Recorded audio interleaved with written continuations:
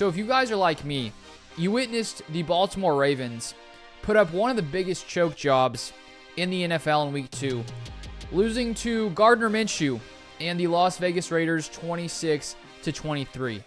And the fashion they went out is, I would guess, pretty painful for Ravens fans. I myself am not a Ravens fan, so I can't really, tell you how they feel. I can assume and guess how they would feel. But listen to this in the fourth quarter. The Ravens were up 23-13 with 12 minutes left. The Raiders kick a field goal. Ravens get the ball back. They go 3 and out, punt it back to the Raiders, who drive down the field. Devontae Adams scores a touchdown, 23-23. And then with 3:54 left, the Ravens get the ball back. You think, okay, maybe Lamar and the offense can push it down the field, get some points, get a field goal, do something. And once again, another 3 and out. Las Vegas gets the ball back after a 24-yard punt, moves the ball down the field, and then kicks a field goal. The Ravens get the ball back with 27 seconds, and they lose that game. And so because of that, and because of Isaiah Likely's toe not being maybe a centimeter or two into, in the field of play versus the Chiefs, the Ravens are now sitting at 0-2. And I do think there are a ton of very concerning things regarding this Baltimore Ravens team that if they keep up, this Ravens team is going to struggle the rest of the year. So first off, this Ravens defense has been terrible. 28th ranked scoring defense in the NFL through 2 weeks in the NFL season. They actually have the best run defense in the NFL. The Raiders could not move the ball. They average 1.6 yards a carry.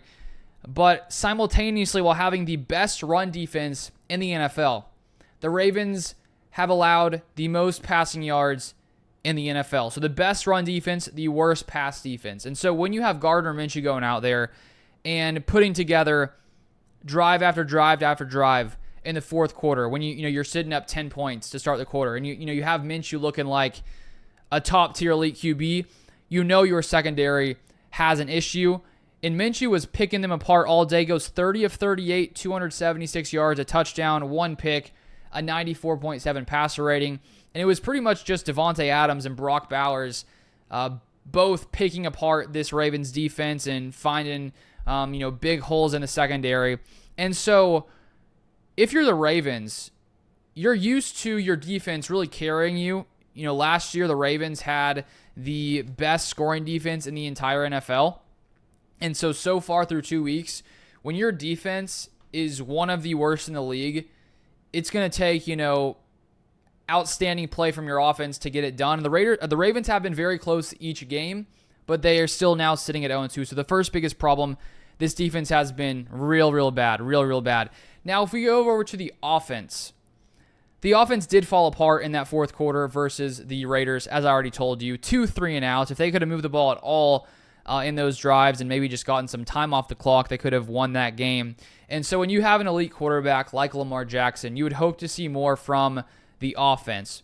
You do look at that, I think it was the final drive. Max Crosby breaks through the offensive line, sacks Lamar Jackson, and when you get back on, second or third down, it's that much harder to make things happen. And while that was, a bad time to have your offensive line break down, I have seen some talk that the Ravens have a bad offensive line.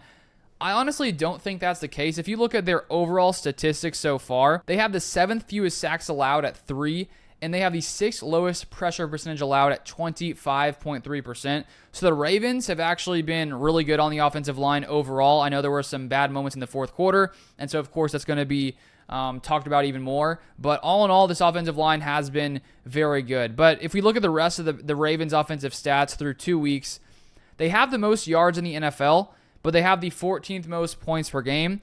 And so one of the biggest problems the Ravens have faced so far is they have not been good in the red zone. You can move the ball on the field, but if you can't convert and score touchdowns, then it's going to be tough to win games.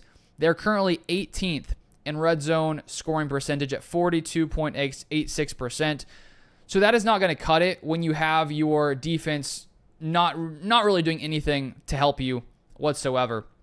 And so Lamar Jackson, when you have the defense playing at this level, you need him to be elite, and he has not been elite, I would say, through these first 2 weeks. 2 touchdowns, 1 interception. The 1 interception I don't even think was on him. I think it was Bateman who dropped it off his hands, gets picked off. You look at some other stats, 20th in EPA per play, not great. 23rd in completion percentage over expected. 20th in passer rating. And then if we look at Lamar facing the blitz, he has been bad. 20th in passer rating versus the blitz, 23rd in EPA per dropback. And so it's no surprise that the Ravens have lost these games when you have one of the worst defenses in the league through 2 weeks and you have Lamar playing as a average to slightly below average quarterback. It's not shocking to see that the Ravens have struggled. So now the big question is, can they fix this going forward? Will they be able to get over this hump after 2 weeks? I still think they have a very, very good team, and I would not expect them to finish as they've played the first 2 weeks, but it is very concerning.